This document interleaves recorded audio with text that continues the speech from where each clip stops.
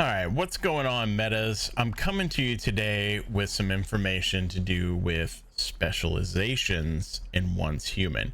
If you're like me and you've been a little bit unsure about how specializations work and what is some of the methodologies behind how people seem to get these really good luck rolls where they have like a 4x furnace or they have a 2x supply bench or a 3x disassembly or something like that early on, and you're like, are these guys just really, really lucky, or what is going on?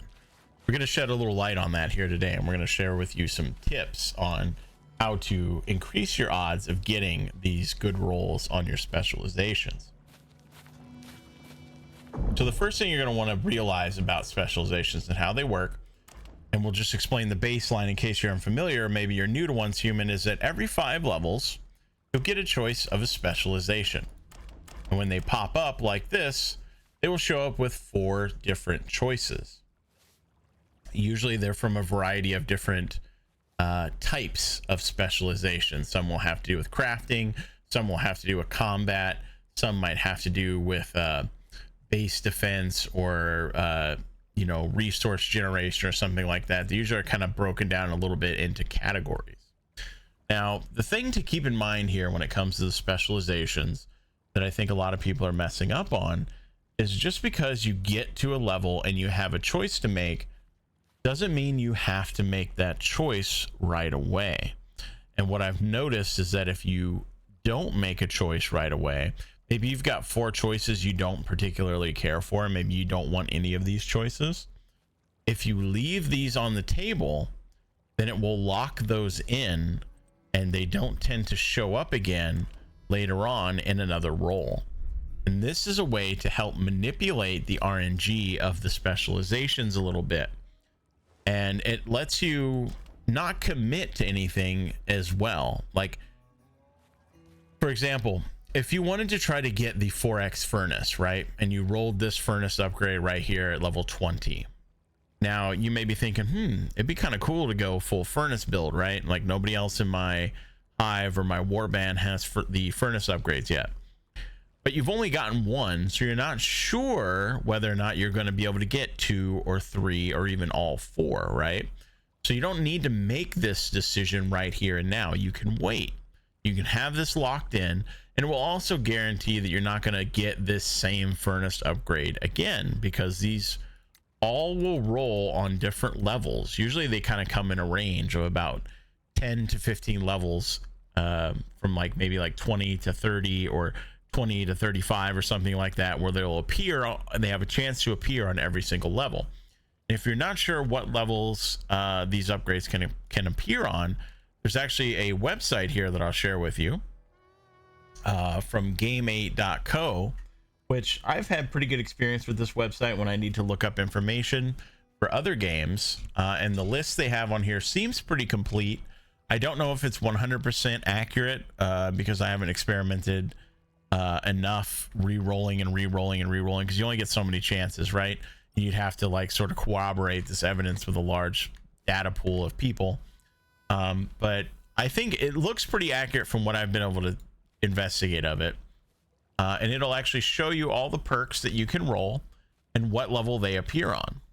So for example, this furnace upgrade we're speaking about here, efficiency lever, it shows can appear at 20, 25, 30, or 35, right? So that's a 20 level range that this perk can roll in multiple times. So if I were to go ahead and select this right now, maybe I wanted to get the bio missile upgrade here,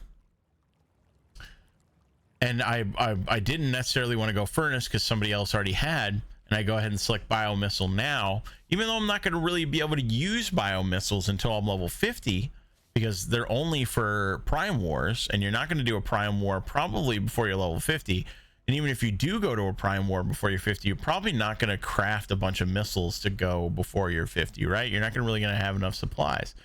So there's really no point in making this selection at level 20 of all levels, right? Like, we're not even halfway to 50, and we're already going to decide to pick up an in-game perk.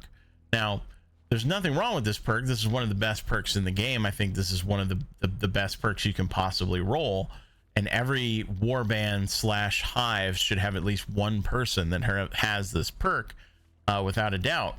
But there's no point in picking it now, right? Because you're not level 50. You're not going to be able to use it. And in the meantime, you've locked up all these perks for the next foreseeable 30, 40 levels that you're going to be leveling, right? Especially if you're not particularly interested in all the other perks. Again, maybe you've already got somebody who's going furnace. You probably don't really care that much about portable machine gun upgrades. And maybe you've already got somebody who's got solar panel upgrades or something like that. So you're not going to use a biomass generator. Maybe you just don't like the biomass generator. So by keeping this where it is and not making a decision as of yet, even if we know we want biomass missile, we're actually tying up all these perks so that they won't appear again. Same thing with like biomass. Like, say we really do want biomass missile, right? Like, we're going to be the biomass missile guy. We can quickly look this up in the guide here and see that it shows up similarly to the other ones at 20, 25, 30, and 35, right? So now we've locked out 4 perks for the next, 3 potential specialization upgrades that we don't want, right? We don't want these reappearing, even though we already know we want biomass missile. We don't want to see it again, right? So we've limited the pool of rolls by now -4. You see what I mean by how you can manipulate the RNG using that? Same thing if we're going to go with furnace, right? Like, we know we want to try to be the 4x furnace guy. We don't have to pick it right now. We can wait and see if we get another one. And maybe even when we get the second one, wait and see if we get a third one. And again, we're locking out all these other perks as well. Now, if you're in a situation where you think you want to be the furnace guy and you also rolled biomass and you think you'd like to have that as well, well, that's where, again, you can refer back to the list and see what level do these things show up on. And then you can make your decision here and now, perhaps, okay, maybe it is worth it to me to go ahead and get furnace or biomass now and hope that I roll it again at 25 or 30 or 35, right? Maybe you do want both. This is another way that you can manipulate the RNG and look at what your odds are and kind of make your decisions. And I think a lot of people don't realize this. I didn't even think about this when they added it in beta, and I didn't think about it on the first wipe either. It just didn't really occur to me to think of waiting and locking these in. I hadn't really experimented with it. It was just sort of like this new system, and it was sort of exciting, and it was like, ooh, that sounds like a fun upgrade. And I would just pick, right? I would just grab the first thing that looked interesting. And especially when I would get a level where there was nothing I really wanted, I would be kind of sad, but I'd go ahead and pick the least useless one, right? And just get it over with, because it's sort of like, I don't know, it's like, ooh, like a piece of candy. You level up, you hit that level, that 5th level, and you're like, ooh, new specialization. You're excited to go and pick something and get something fun that you can use. But the odds are that most of these aren't really necessary to have right away. Now, some are going to be useful to have right away, like this one right here that I got on my first roll, which is 50% more ammo on the crafting output. This is very strong, especially early in the game when supplies are so limited.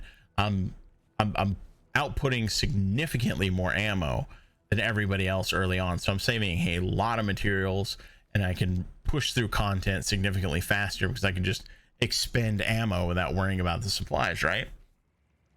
And if you get something particularly good, it can also be good because you can go and trade it with other players, and you can get stuff from other players that are already locking in all their stuff, or maybe they already got really good rolls and they're just moving forward with them. You can go ahead and grab one of these and like trade it and just kind of hold on to yours and wait and see what you get. And by going back and forth between the list and seeing what level stuff pops up at, you can also, more strategically plan out your very limited rerolls that you have as well, because we already know that you only get 5 mimetic cleansers per season, and in order to get a lot of these ones down here, you're going to be waiting potentially weeks in order to get these rerolls down here, right? So it's going to be a while before you even get that, those last ones that pop up toward the end of the season, right? So looking at what levels stuff pops up at and considering your options from the very, very beginning, as soon as you're starting out on the server, can help you out significantly. And this is where coordinating with your friends, if you're in a hive and a warband, also can help a lot, right? get your friends on board with this, tell everybody not to make their selections right away, and then start comparing notes and seeing that one person has 3 furnace perks already, so I can now wait on the furnace perks and stuff like that, and then make your decisions. And then when you come back through later on and you want to use your re-rolls, you're going to be that much more in control as well of your selections. You know, the ones that I picked so far were just the ones that I knew paired up well. Like I had gotten this one, but I hadn't rolled it yet. But then I got solar drill right after it. I'm like, oh yeah, I want that. This is one of the best perk combos in the game as well. So I went ahead and grabbed it, but I didn't grab this right away. I waited to see whether or not I was going to get solar drill as a follow-up, and then I did. And that is really the secret, I think, to how a lot of people are managing to get these really good rolls where they have the 4x furnace and stuff like that. They're manipulating the RNG and controlling it a little bit by not making these selections immediately, and then strategically using their re-rolls at the same time to increase their RNG on top of that, using this sort of like lock it out kind of system. So hopefully this helps you guys out. Like I say, this is not something that's immediately obvious that this is how it works. And in your excitement to make a decision and grab a new shiny upgrade, you might be jumping the gun a little bit. So hopefully this helps you guys out. If it did, please let me know down in the comments, and maybe consider dropping a like and a subscription on the channel to support what we do here. We're looking forward to making lots more content for you guys in the future. I hope you guys are enjoying Once Human as much as I am, and I'll catch you guys in the next one. And as always, happy hunting out there.